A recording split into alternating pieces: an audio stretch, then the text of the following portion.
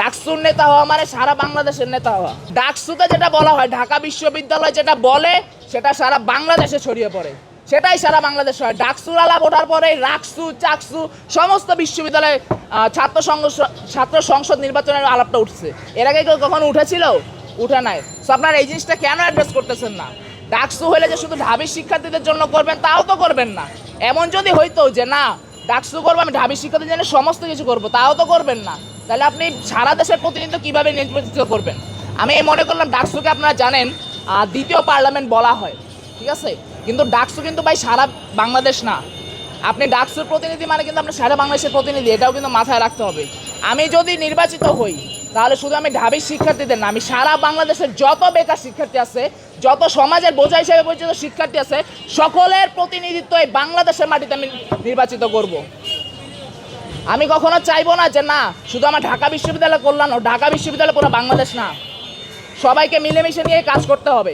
এই যে আমি প্রথমেই যে কথাটা বললাম যে যখন ডাকসু নিয়ে এত সরগরম, এত উৎসব আমেজ, এত কিছু চলতেছে, তখন চট্টগ্রামে আমার ভাইদের রক্তাক্ত করা হইতেছে। এই জিনিসটা কিন্তু অ্যাড্রেস করার আপনাদের দরকার ছিল। অনেক মিডিয়া করছে কিন্তু ম্যাক্সিমাম মিডিয়া কিন্তু এইভাবে সেই হাইপটা ক্রিয়েট করে নাই। তারা সকাল থেকে সন্ধ্যা পর্যন্ত যে মধুরকানের সামনে, ডাকসুর সামনে, বিভিন্ন জায়গায় লাইভ মিডিয়া এগুলো করতেছে। কেন তারা এই ফোকাসটা করতেছে? কারণ জানে যে ভিপি, যে জিএস, যে এইচএস কিন্তু নির্বাচিত হবে, পরবর্তীতে সে বাংলাদেশের রাজনীতিতে ঢুকবে। তার মানে আপনারা সাংবাদিকরা বা সাধারণ মানুষরা এই জিনিসটা অ্যাজিউম করে নিয়েছেন যে কি ডাকসুর নেতা হওয়া মানে সারা বাংলাদেশের নেতা হওয়া। ঠিক আছে, রাজনীতিতে তার একটা প্রভাব থাকবে, তখন কিন্তু আপনাদের তাদের পিছিয়ে প্রোটোকল দিতে হবে, তাদের নিউজই কভার করতে হবে। এখন সেক্ষেত্রে আমরা কি করতে পারি?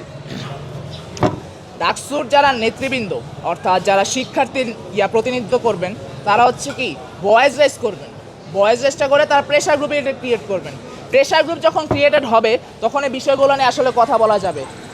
আপনারা জানেন যে বেকারত্ব নিয়ে আমি কথা বলছিলাম। বেকারত্বের সবচেয়ে বড় কারণটা কি আপনারা জানেন? যে এই যে এতগুলো সরকার, বিগত 53 বছর এতগুলো সরকার, এতগুলো ডাকসুর নেতৃবৃন্দ কেউ কিন্তু সমস্যাটা সমাধান করতে পারেন নাই। তার একমাত্র কারণ হচ্ছে বাংলাদেশ বিদেশি যত শক্তি আছে সবার কাছে কি ইজারা দিয়ে রাখছে। ঠিক আছে, এক্সন মোবিলের মতো কোম্পানি, আমেরিকান কোম্পানি দেশের 60% খনিজ তেল, গ্যাস, কূপ এগুলো খনন করে নিয়ে যাচ্ছে। মেট্রো রেল, পদ্মা সেতু, এত বড় বড় উন্নয়ন, এখানে কয়টা বুয়েটের ছেলে পেলে ছিল, কয়টা ঢাকা বিশ্ববিদ্যালয়ের ছেলে পেলে ছিল, বাংলাদেশের মানে অংশটা কই ছিল? ওদের স্বপ্ন পূরণে পাশে থাকতে পেরে আমরা গর্বিত। ঋণও নিছি আমি বিদেশ থেকে, ইঞ্জিনিয়ারও নিছি বিদেশ থেকে, কাঁচামাল র মেটেরিয়াল সেটাও নিছি বিদেশ থেকে। তাহলে আমার কর্মসংস্থানটা হবে কোত্থেকে ভাই? আপনার তো জব সেক্টর নাই, আপনার কর্মসংস্থানটা হবে কোত্থেকে? জব সেক্টর ক্রিয়েট করতে হলে অনেকে জানবেন যে অনেক বিদেশি নাগরিক এখানে হচ্ছে কি হাই স্যালারিতে জব করে থাকেন। এই বিষয়টা কেউ কেন বলতেছেন না?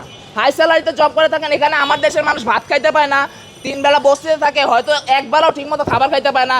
এদিকে আমরা রোহিঙ্গা পালতেছি, নিজের দেশে খাবার নাই, রোহিঙ্গা পালতেছি। ঠিক আছে, অন্যান্য বাংলাদেশ থেকে তো পাই না, নেপাল, ভারত, শ্রীলঙ্কা, ভুটান বা অন্যান্য দেশের অনেকে কিন্তু এখানে এসে হাই স্যালারিতে জব করতেছে। ঠিক আছে, এই জিনিসটা আপনারা খেয়াল রাখবেন যে একাডেমিয়ার সাথে যে ইন্ডাস্ট্রিয়ালিস্টের সংযোগ, সেই জিনিসটা বাড়াতে হবে।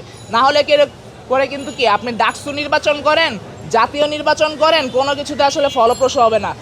সাইকেলটা সবসময় একই থেকে যাবে। যেই সাইকেল 53 বছরে ভাঙতে পারেন নাই, যে সাইকেল 53 বছরে কি অতিক্রম করতে পারেন নাই, সেই সাইকেলেই থাকতে হবে। আজকে হয়তো আপনি 1 প্লেট কাচ্চির বিনিময়ে একটা ভোট বিকায় দিতেছেন, ঠিক আছে, কিন্তু কালকে আপনার যে 10 প্লেট কাচ্চি খাওয়ার ব্যবস্থা করতে পারবে, অর্থাৎ নির্বাচনের পরে আপনার লাইফ স্কিলটা যে ডেভেলপ করে দিতে পারবে, আমার মনে হয় আপনার তাকেই চুজ করা উচিত, যে আপনার কি কর্মসংস্থানের গ্যারান্টি দিতে পারবে।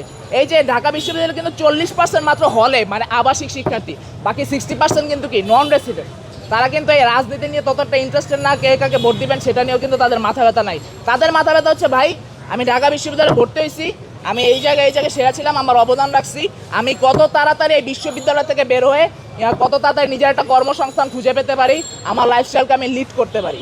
যদি আমি আরও স্পেসিফিকলিভাবে বলি যে 84টা ডিপার্টমেন্টের যে 84টা আলাদা আলাদা জব সেক্টরে ব্যবস্থা করা এবং একটা সফট স্কিলের ব্যবস্থা করা, যাতে করে কি মানুষ তার ডিপার্টমেন্ট থেকে পরে বেরিয়েও কর্পোরেট সেক্টরে বা জব ওয়ার্ল্ডে নিজের একটা অ্যাকসেপ্টেন্স ক্রিয়েট করতে পারেন, যাতে কোনো কোম্পানি, সেটা সরকারি হোক বেসরকারি, যাতে বলতে না পারে যে ডাবিয়ানরা 4 বছর শুধু মুখস্থ বিদ্যায় পড়ছে, কাজের কাজ কিছুই শিখে নাই।